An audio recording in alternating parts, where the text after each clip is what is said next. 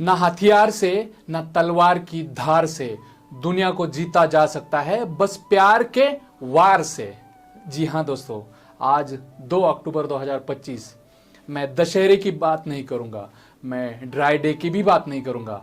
आज मैं बात करूंगा गांधी जी के जन्मदिन की, जिनकी वजह से हमें असली आज़ादी मिली है। दशहरे के दिन तो हम अच्छाई की बुराई पे जो जीत होती है उसका हम जश्न मनाते हैं, लेकिन सही मायने में कोई सच्चाई और अच्छाई है तो वो है गांधी जी का जन्मदिन। आज हम देश और दुनिया में गांधी जी की जरूरत को क्यों महसूस करते हैं, उसी के बारे में आज जानेंगे। तो शुरू करते हैं इस वीडियो को।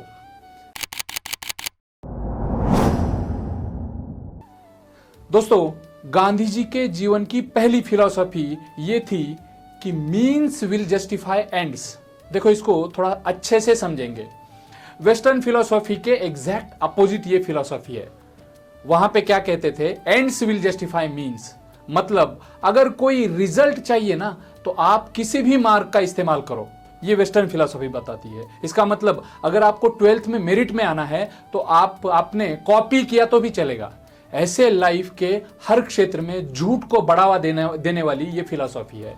इसके बिल्कुल उल्टी फिलॉसफी गांधीयन फिलॉसफी, जो कहती है कि अगर आपके मीन्स मतलब आपके मार्ग अगर प्योर है तो आपका रिजल्ट अपने आप प्योर हो जाएगा।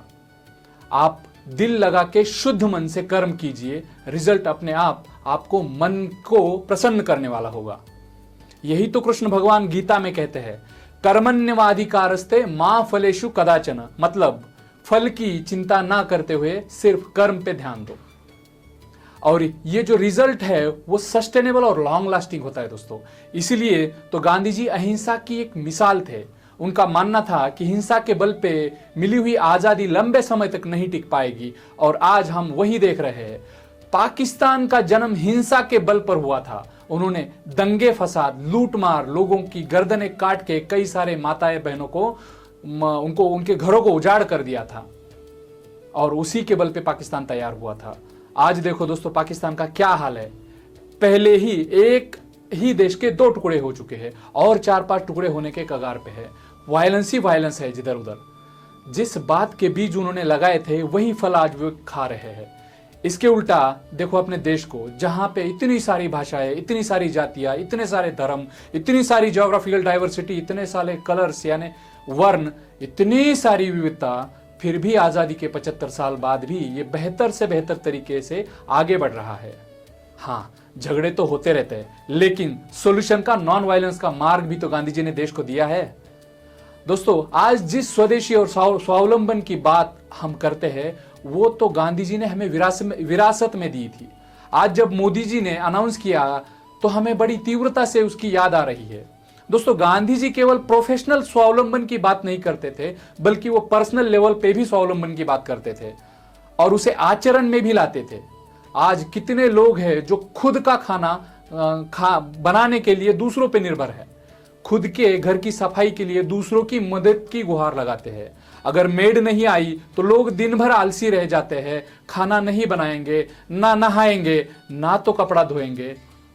ऐसा स्वावलंबन गांधी जी को एक्सपेक्ट नहीं था। इसलिए आज गांधी जी के विचारों को असल मायने में लाने की जरूरत है।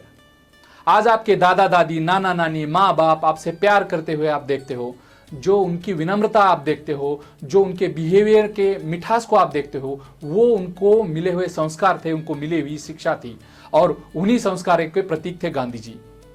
देखो, जीवन में अगर बदला लेना है तो वो कैसा लेना चाहिए, वो गांधी जी से सीखो। जब काले और गोरे के भेदभाव के कारण गांधी जी को साउथ अफ्रीका में ट्रेन से धक्का मार के अंग्रेजों ने बाहर निकाला था, बाहर फेंका था, तब गांधी जी ने मन में ठान लिया और उन्होंने पूरे अंग्रेजों को अपने देश से बाहर निकाल दिया, वो भी बड़े प्यार से। बदला हो तो ऐसा होना चाहिए। दोस्तों, आपने कितने सारे लोग देखे होंगे जो नफरत की आग में झुलसते हैं। एक फैमिली मेंबर का अगर मर्डर किया तो दूसरी पार्टी 2 लोगों को मार देती है, और फिर पहले वाली फैमिली और लोगों को मारती है। ऐसे साइकिल कंटिन्यू चलते रहती है। ऐसी बातें, ज्यादा पैसा जिनके पास है लेकिन पैसे को इस्तेमाल करने की उनकी अकल नहीं है, उनकी घरों में ऐसी बातें होती रहती है। अपने साथ अपने फैमिली की भी पूरी जिंदगी वो तबाह कर देते हैं। यहां गांधी जी के विचारों की असली जरूरत है दोस्तों। गांधी जी अपने मन की हिंसा कभी पसंद नहीं करते थे। मतलब कावर्ड जो लोग हैं उन्हें वो बिल्कुल पसंद नहीं करते थे, जो बोलते एक थे करते एक थे, जिनकी कथनी और करनी में बहुत फर्क था, जिनकी जुबान पे कुछ और बात और दिल में कुछ और बात। ऐसे तो लोग आजकल जगह जगह पे मिलते हैं दोस्तों। ऐसे लोगों से अच्छा गांधी जी हिंसा को प्रेफर करते थे। इसीलिए गांधी जी आज बड़ी से बड़ी जरूरत बन चुके हैं दोस्तों। जुल्मी और एरोगेंट अथॉरिटी से हथियारों से नहीं लड़ा जा सकता। उन्हें नॉन कोऑपरेशन, उसे कुछ सहकार्य ही नहीं करो तब उनसे आप लड़ सकते हो।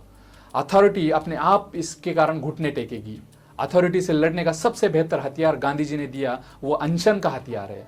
सत्ता को, कुर्सी इसके कारण छोड़नी पड़ती है जब सच्चाई के लिए अगर कोई अनशन करे, जैसा अन्ना हजारे जी ने कई बार किया। अगर कोई स्वार्थ के भाव से अनशन करे तो अथॉरिटीज उसे रौंद देती है। तो इस हथियार का दाता गांधी जी थे। देखो, हिंसा करना बहुत आसान है, वो तो कोई भी करेगा, अपने गुस्से को निकालेगा, लेकिन इसके अंजाम हमेशा बुरे होते हैं। आज तो सत्ता के लिए लोग रातों रात पार्टी बदल देते हैं, कोई प्रिंसिपल नहीं है। गांधी जी ने कभी स्वार्थ के लिए पॉलिटिक्स नहीं किया, इसलिए उनका एक शब्द मतलब भगवान के आदेश के समान था।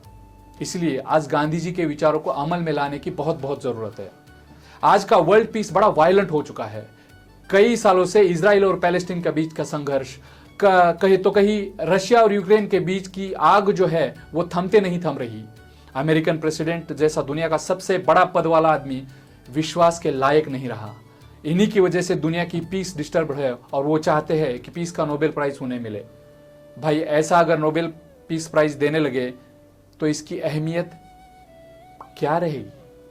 लोग भरोसा करना छोड़ देंगे।